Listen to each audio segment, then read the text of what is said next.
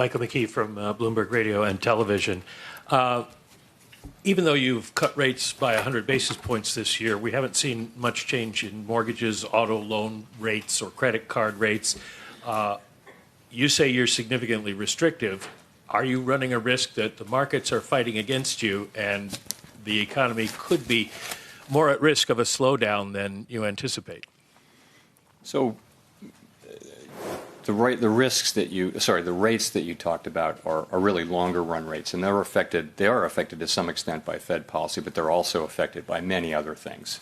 And longer rates have actually gone up quite a bit since September, as you well know, and those are the things that drive, for example, mortgage rates more than short-term rates do. So we look at that, but we look at all the financial conditions, and then we look at what's happening in the economy. So what we see happening in the economy, again, is most forecasters have been calling for a slowdown in growth for a very long time, and it keeps not happening. So we're now well into another year of growth that looks like it might be 2.5%. Second and third quarters were right about at the same level. So the U.S. economy is just performing very, very well, substantially better than our global peer group. And there's no reason to think a downturn is any more likely than it usually is. So the outlook is pretty bright for our economy. We have to stay on task, though, and continue to have restrictive policies so that we can get inflation down to 2%. We're also going to be looking out for the labor market. We want to keep the labor market pretty close to where it is.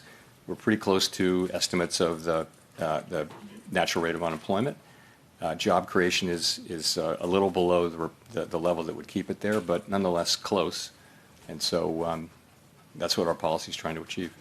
If I could follow up by asking about your formulation for beginning rate cuts, included the phrase, we need to have confidence that inflation is moving down towards our target. Given the fact that you've raised your forecast for next year, do you have confidence or are you uncertain about the path of inflation going forward? So confidence was our test for raising rates, and we made look at the broader sweep. We've made just a great deal of progress. We're well into the twos in core inflation, and around 2.5 or even lower than that we have been for headline inflation. So I would say I'm confident that inflation has come down a great deal, and I'm confident in the story about why it's come down and why that portends well. And I'll tell you why. Again, you do see with housing services inflation, which is one that we've really worried about, it really has come down now quite steadily at a slower pace than we thought 2 years ago. But it's nonetheless steadily coming down as market rents start to equilibrate better with new leases that turn over, not new tenants, but new leases. Market rents is new leases. So that's happening. That process is ongoing pretty much as we expect.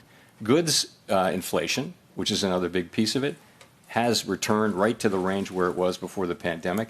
Just for some months this year, it kind of moved up in a bumpy way because of used cars and things like that. But we think overall that should generally be in the range it was in. That leaves non-housing services, and market-based non-housing services are in good shape. It's non-market services, and those are services that are imputed rather than measured directly, and they don't. We think they don't really tell us much about the about tightness in the economy. They don't really reflect that.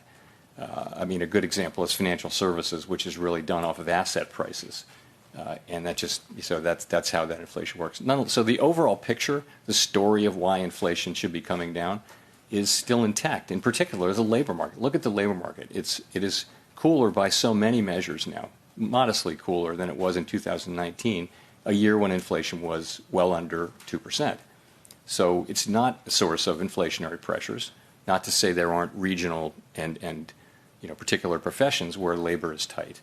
But overall, you're not getting inflationary impulses of any significance from the labor market. So what's the story? The story is still just we're unwinding from these large shocks that the economy got in 2021 and 22 in, for example, housing services, and now also in insurance in particular, where costs went up, and those are now being reflected later in housing insurance. It's real inflation, but it doesn't portend persistently high inflation. So we and most other forecasters still feel that we're on track to, to get down to 2%. It might take another year or two from here, but I'm confident that that's the path we're on. And, our policy will do everything it can to assure that that is the case.